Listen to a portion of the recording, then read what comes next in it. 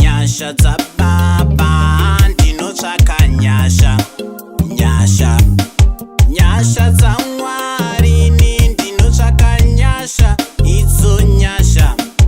nyasha dza baba ndinotsvaka nyasha, nyasha, nyasha dza Mwari, ndinotsvaka nyasha dza Mwari, nyasha dza Mwari, ndinotsvaka nyasha. Nyasha,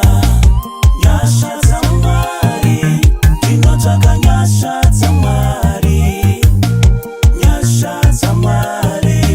Zvandatadza inini zvawanda, zvitema zvangu zvotsvuka seropa, ndadona inini pawanda, ndoda ndisimuke ndoona ndadona, zvinonditevera zvizhinji sejecha, upenyu hwangu ingori misodzi, asi ndovavarira uvepo hwenyu, nyasha dzenyu dzigare neni, ndinotsvaka nyasha, nyasha, nyasha dza Mwari ini ndinotsvaka nyasha, idzo nyasha, nyasha dza baba ndinotsvaka nyasha, nyasha,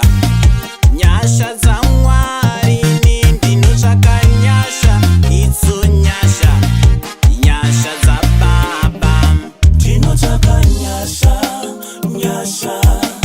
nyasha dza Mwari, ndinotsvaka nyasha dza Mwari,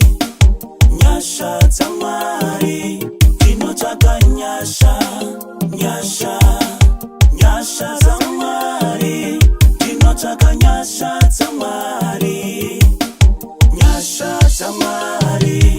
vana Sauro makavaregere upenyu hwavo, mukapa chimiro vakaswedera pedyo nemi, muri Mwari wenyasha zhinji, yangu nyaya musaikanganwe, misodzi yangu muicheuke, ndinoshuvira kuvawo wenyu, ndinzwe imi ndigare nemi, ndinotsvaka nyasha,